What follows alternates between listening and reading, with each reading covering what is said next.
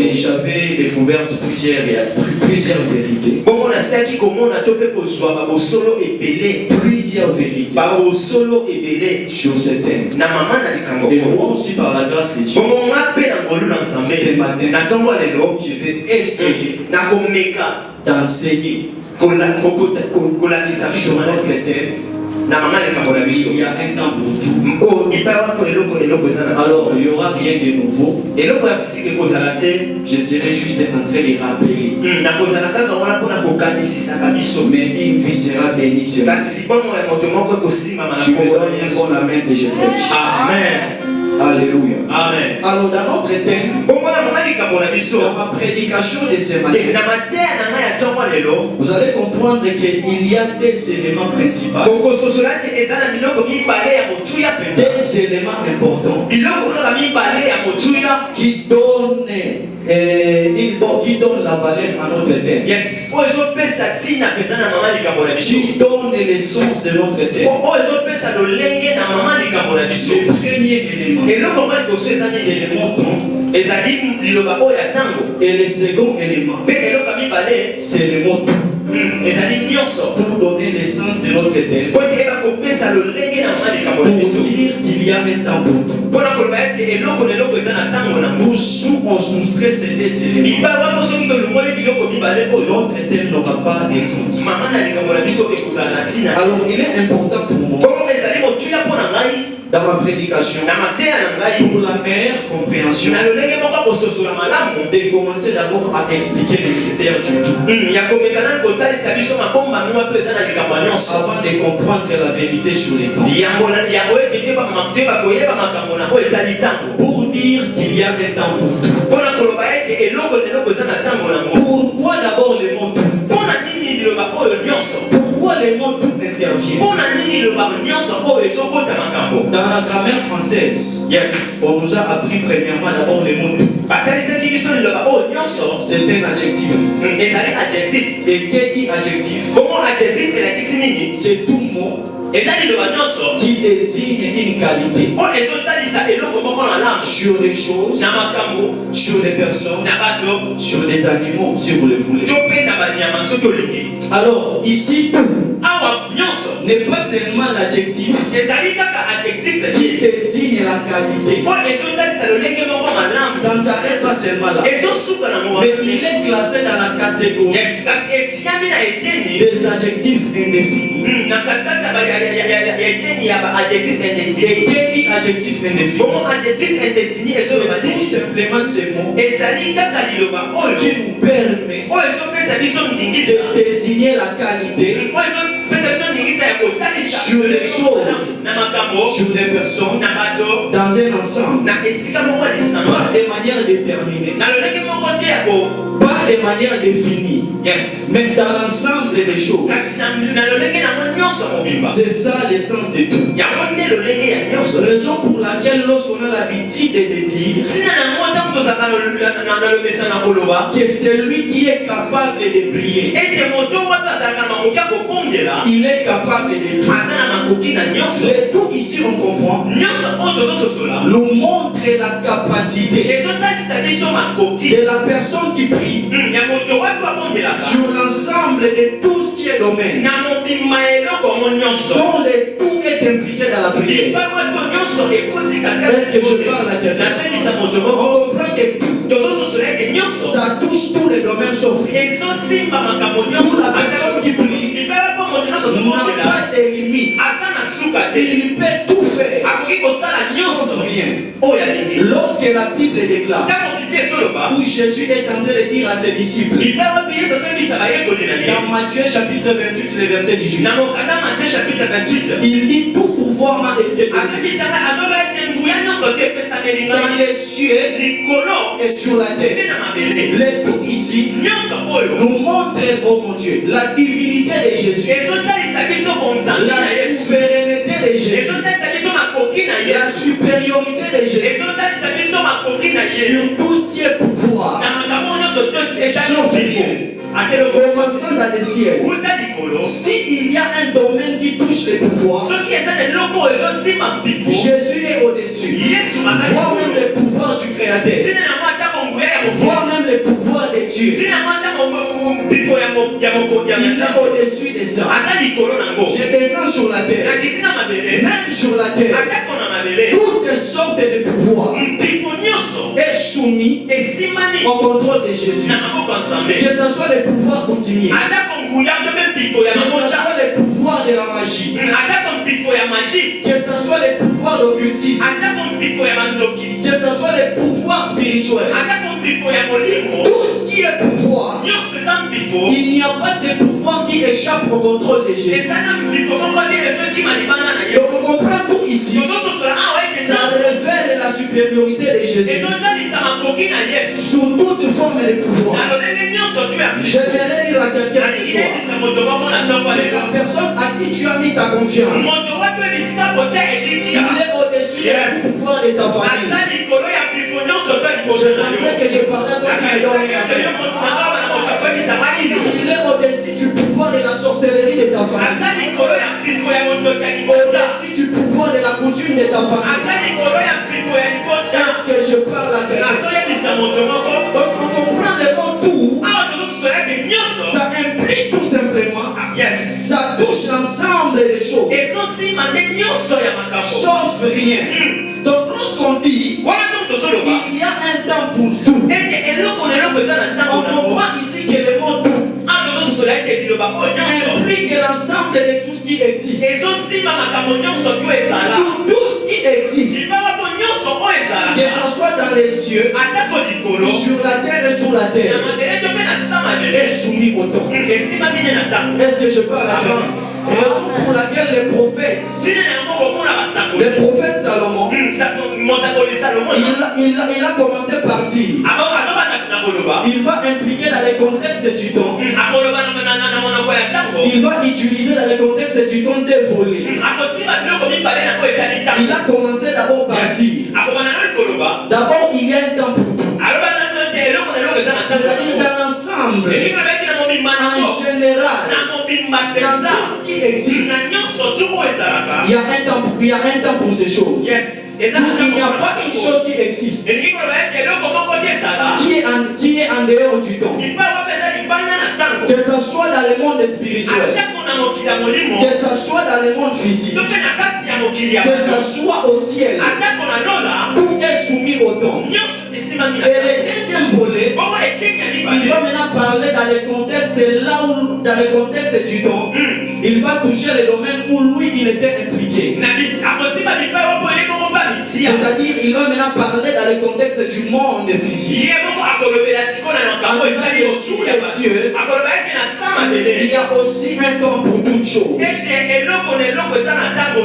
On peut constater, voire même dans le parcours de l'univers, dans le fonctionnement de l'univers, le fonctionnement de l'univers est aussi soumis au temps. La vie de l'homme est soumise au temps. La vie de l'homme est faite de saisons, est faite de périodes, est faite de temps. La vie de toute création, que ce soit les poissons, que ce soit les animaux, que ce soit les arbres, tout est soumis au temps. Il y a un temps où les arbres arrivent à produire. Il y a un temps où les animaux arrivent à produire. Tout comme les hommes. Mais en réalité, tout ce qui existe est influencé par les réalités du temps. Même dans le ciel et là-bas. Raison pour laquelle le prophète Salomon, il va maintenant parler de plus ou moins 28 types de dons. Yes. En d'autres termes, 28 types de réalités liées au don. Amen. Qui influencent le fonctionnement de l'univers. D'où il va parler, il y a un temps pour naître. Et il y a aussi un temps pour mourir. Ça ne s'arrête pas seulement là. Ça fait partie des réalités liées au don. Mais il y a encore d'autres réalités. Le verbe naître ici, ce n'est pas seulement la naissance de l'homme. Mais tout ce qu'il a cité, ça touche tous les domaines de la création. Nous on pourra constater un temps où on constate qu'il y a la naissance, l'apparition d'une chose, le commencement d'une chose. Tout comme il y a aussi les temps où la fin. Yes. La fin est marquée de cette donc de la chose qui a commencé. Yes, amen. Je répète. Lorsque le prophète Ézéchiel, le prophète Salomon, il dit qu'il y a un temps pour tout. Il y a un temps pour naître et un temps pour mourir. Naître et mourir, ça touche tous les domaines de la vie. Ça touche tout ce qui concerne la création. On constate les dons de naître. Ce n'est pas seulement la naissance de l'homme, mais aussi l'apparition, le début d'une vie. Il y a début du fonctionnement de quelque chose. Yes. La naissance de la joie, la naissance d'une maladie. On constate le début d'une chose. Aussi, à un moment donné, il existe aussi la fin de la chose qui a commencé, de la chose qui a connu le début. D'où on n'est pas seulement joyeux tous les jours, on n'est pas aussi malade tous les jours.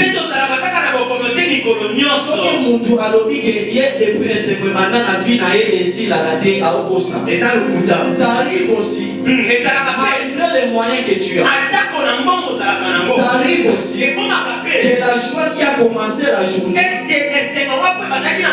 puisse s'arrêter le soir. C'est ça le contexte de naître et de mourir. Et ça touche tous les domaines de la création. C'est ce qui influence son parcours sur la terre. Le fait qu'il est là, chaque période de son parcours sur la terre est écrit en lui. Raison pour laquelle vous allez voir les prophètes, les hommes de Dieu, ils arrivent à détecter les temps précis sur la vie de quelqu'un. Parce que lorsqu'on regarde, tout est lié dans son esprit. Et on arrive à comprendre que les jours que Dieu l'a créé, il y a un temps, une période liée toujours à l'écaillos, prévu que Dieu a mis sur lui. Donc il a un temps où il va réussir sa vie. Il a un temps où il va mourir. Il a une période toujours liée à l'étang où il connaîtra des succès. Je me base d'abord sur les kairos par rapport aux influences, par rapport à l'influence de la vie sur l'homme. Alléluia. Donc dès qu'il est là, il est influencé par les temps. La vie aussi de mon frère, c'est aussi influencé par les temps que Dieu a établi sur lui. Et le problème c'est quoi? C'est que dans le contexte du kairos, chaque personne a sa période. Chaque personne a son temps prévu par Dieu. Où c'était prévu qu'en tel moment tu vas connaître telle réalité du temps. On ne va pas mourir au même moment. On ne va pas réussir à sa vie au même moment. Nous sommes toujours liés, soumis au temps que Dieu a établi, mais mesurés par des saisons et par des époques. Pour les temps de sa réussite. Ce n'est pas le temps de la réussite de mon frère. Le jour qu'il aura le travail, ce n'est pas le jour que mon frère aussi aura le travail. Je veux dire que sa saison, ce n'est pas la saison de mon frère. Mais il existe toujours un seul temps qui influence le fonctionnement de toutes choses. Mais mesurer en saison sur chaque personne, sur chaque créature que ces dents touchent. Raison, vous allez comprendre. Lorsque maintenant tu arrives à voir les élévations des autres, yes. Lorsque tu vois l'autre en train de réussir sa vie, lorsque tu vois l'autre se marier, lorsque tu vois l'autre voyager, l'ignorance c'est ce que ça nous amène à envier, chercher maintenant à être comme lui au même moment. Lui, il a sa saison liée dans les Kairos. Donc si tu auras ta saison, le temps où Dieu a marqué pour ta réussite, maintenant lorsque tu commences maintenant à te laisser influencer par la période de son temps, c'est ainsi qu'on arrive à taper à côté de notre destin. Pourquoi la Bible est en train de dire que je restituerai le nombre d'années, voire même quand dévorer la sauterelle. Quand Dieu parle que je restituerai le nombre d'années que la sauterelle a détruit, on comprend que ça arrive aussi dans le parcours de l'homme, qu'on arrive à rater les bons moments établis par Dieu. Tout l'ennemi se sert pour te détruire, pour t'empêcher de vivre le plan de Dieu lié dans ton temps. Parce qu'il est évident que nous sommes là.